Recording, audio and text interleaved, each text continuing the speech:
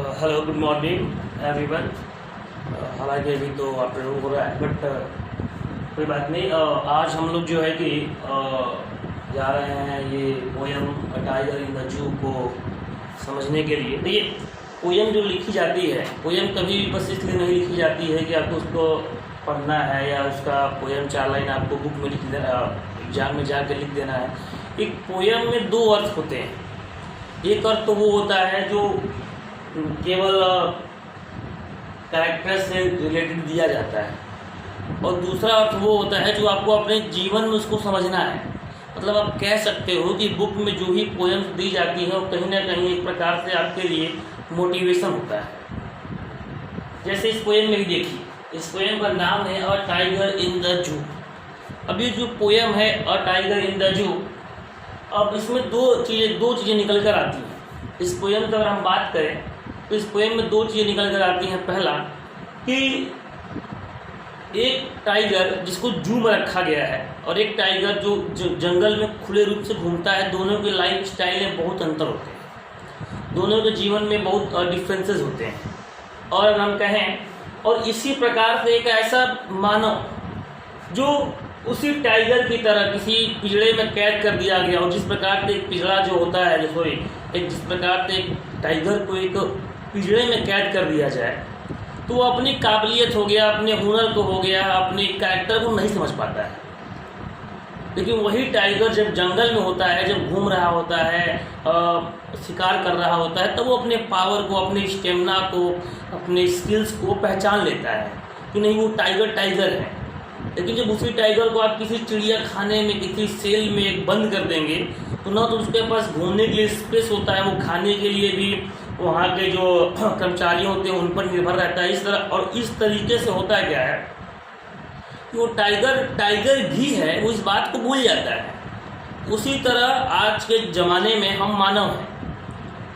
हम में से कितने लोग हैं, हम लोग भी क्या है कि अपने ब्रेन के, अपने माइंड के चारों तरफ ऐसे सेल का खुद ही निर्माण कर लेते हैं। जैसे कि हम गरीब हैं, हम पढ़ नहीं सकते, हम ये कर नहीं सकते, हम वो कर नहीं सकते। जो लोग कुछ बनते हैं वो ऑलरेडी पहले से अमीर रहते हैं, जो लोग बनते हैं वो पहले से तेज रहते हैं। हम तेज नहीं है तो हम बन नहीं सकते, हम कर नहीं सकते।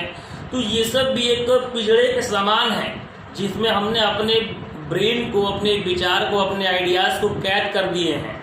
तो मेरे भाई कहने का मतलब वही है कि इन पिंजड़ों को तोड़िए, इन सेल्स को तोड़िए, क्योंकि ये कहीं नहीं लिखा गया है। आप याद करिए महर्षि वाल्मीकि को कि इनका क्या उम्र हो गया था, और जब तब जाकर उन्होंने, कभी वो डाकू हुआ करते थे और तब जाकर उन्होंने ये लिखा था। महर्षि वाल्मीकि जी ने रामायण को लिखा था। तो नो डाउट कि there is no age of getting education लेने का कोई एज नहीं होता है। ये भ्रम की बातें हैं कि वो इतने साल का हो गया, पहले से पढ़ने में तेज था तो ही निकल कर आया, ऐसा कोई बात नहीं है। अब हम लोग बात करते हैं पोएम में। तो इस पोएम में आपको 2 प्रकार के बाघों के विषय में बताया जाएगा। एक बाघ जो पिंजड़े में कैद है उसकी कहानी आपकी जो पोएटेस हैं बताएंगी, और एक इसमें टोटल 5 है। फिलहाल बोर्ड पे मेरे 2 ही अट रहा है, तो 2 ही आया है, इसलिए मैंने 2 लिखा है। बाकी मैं अभी वीडियो को पॉज करके बाकी आगे बढ़ा दूंगा। तो कहने का मतलब ये है, इस पोएम को ध्यान देखिए, कह रहा है कि ही स्टॉक्स का मतलब होता है टहलना, और टहलना भी कैसे, सही अंदाज में। तो ही स्टॉक्स इन हिज विविध स्टीप। विविध का मतलब होता है यहाँ पे चमकीला, और स्ट्रिप्स का मतलब आप जानते हैं धारियाँ। शरीर पे क्या होती हैं, जो धारियाँ होती हैं। आप जेबरा को देखिए या टाइगर को देखिए, तो इनके शरीर पे कुछ काले काले ऐसे धाग धब्बे आपको दिखाई पड़ते होंगे, उसको धारियाँ कहा जाता है। तो इस वाले पहले स्टेंजा में हम लोग उस टाइगर के बारे में बात कर रहे हैं जो पिंजड़े में कैद है। उसका जीवन कैसा है, वो क्या सोचता है, समझिए। तो कह रहा है कि वो टाइगर, जिस टाइगर को पिंजड़े में कैद कर दिया जाता है, he stalks in his vivid steps, यानी कि वो अपने शाही अंदाज में, अपने चमकीले स्टेप में, अपने चमकीले धारियों में और शाही अंदाज में, the few steps of his cage, यानी अपने पिंजड़े में केवल कुछ ही कदम चल पाता है। मतलब उसकी जो शाही चाल है, उसका जो शाही अंदाज है, उसका जो पैनापन है, वो पिंजड़े में कुछ ही कदमों में सीमित हो जाती है। अदरवाइज वो जंगल में होता तो उसके कदमों की कोई सीमाएं नहीं होती कि वो कहाँ जा सकता है, कहाँ आ सकता है। तो कहने का मतलब उसकी जो चाल है वो तो रहेगी ही, पिंजड़े में कैद हो जाने से उसके जो चलने की अंदाज है वो नहीं रुक सकती है, वो चाहे जंगल में हो चाहे जहाँ। पर फर्क ये है कि यहाँ पर उसकी चाल को सीमित कर दी गई है। कैसे?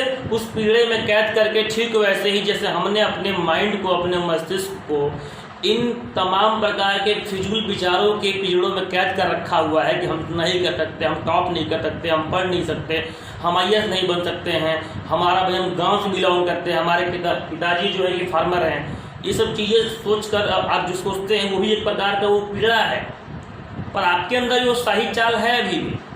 बस फर्क ये है कि उस पिंजड़े की वजह से आप समझ नहीं पाते हैं। खैर, और कहा on pads of velvet quite, और पैड्स का मतलब उसका जो आप पंजा जानते हैं, पंजा, तो कह रहा वेलवेट का मतलब गद्दीदार। तो कह रहा है यहाँ पे कि उसके जो पंजे हैं वो काफ़ी ज़्यादा गद्दीदार हैं। गद्दीदार होने के कारण आप जानते हैं कि जो जानवर में ऐसे शिकारी जो होते हैं जो दौड़ के शिकार करते हैं, तो उनको कुदरत ने ऐसा नेचर दिया हुआ है, ऐसा सिस्टम दिया हुआ है कि उनके पैरों में इस प्रकार के गद्दे लगे होते हैं कि जब वो दौड़ते भी हैं तो पता नहीं चलते। वरना सोचिए अगर वो दौड़ने लगेंगे और आवाज़ तेज़ी से आने लगेगी तो जो शिकार होगा तो वैसे ही भाग चलेगा। इसलिए कह रहा है कि और वो अपने पीड़े में अपने उस गद्देदार पंजों से चुपचाप, क्वाइट का मतलब शांति से चल रहा होता है। इन हिज क्वाइट रेज, लेकिन ऐसा नहीं है वो क्रोधित नहीं, वो क्रोधित है।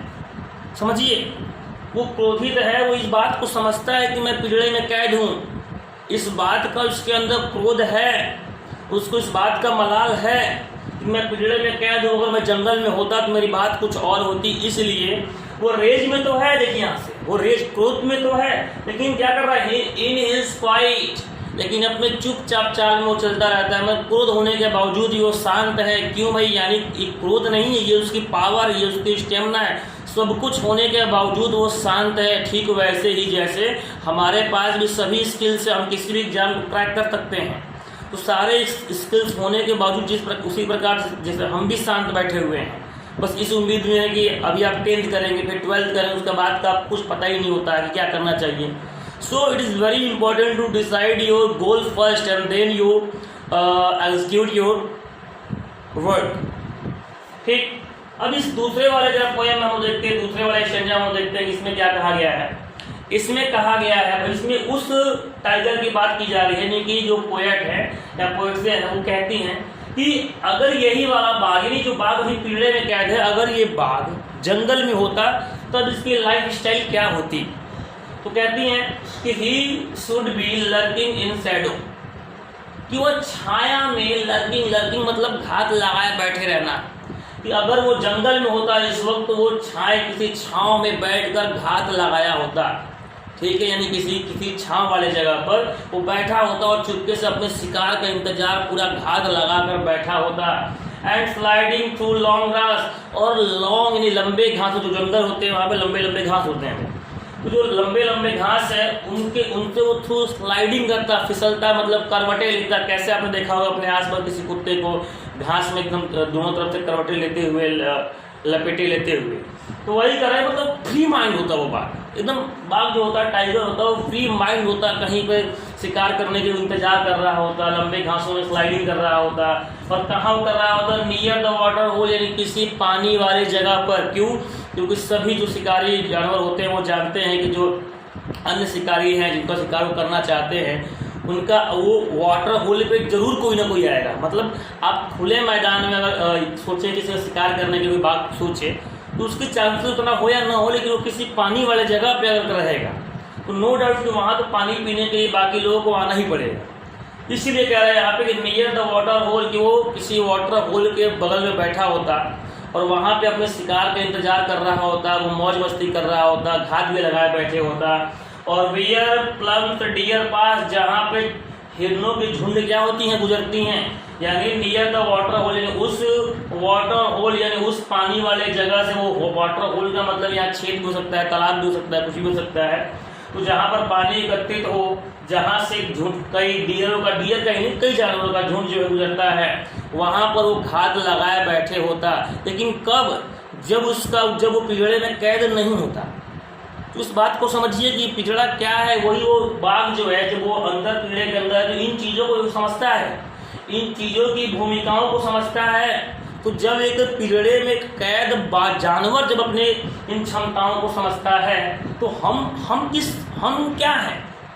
कहा जाता है कि we are the little part of a god, कि हम ईश्वर के छोटे से अंश हैं। तो समझ इस बात को, यानी जो ईश्वर कर सकता है वो हम भी कर सकते हैं। और उसके बावजूद हम इस प्रकार का अपना मन चेतन लेकर बैठे हुए हैं कि नहीं, हमारे पिताजी किसान हैं, चाहे हम गरीब हैं, चाहे हमको पढ़ने को नहीं मिलता, हमें घर पे काम मिल जाता है।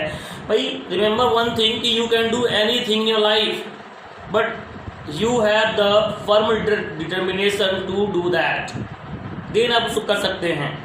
खैर, ये 2 स्टेंजा कंप्लीट हो गई है। अब मैं आपको थोड़ा सा वीडियो पॉज करूंगा, उसके बाद मैं अगले स्टेंजा को लिखूंगा और फिर मैं आपको आगे बताऊंगा।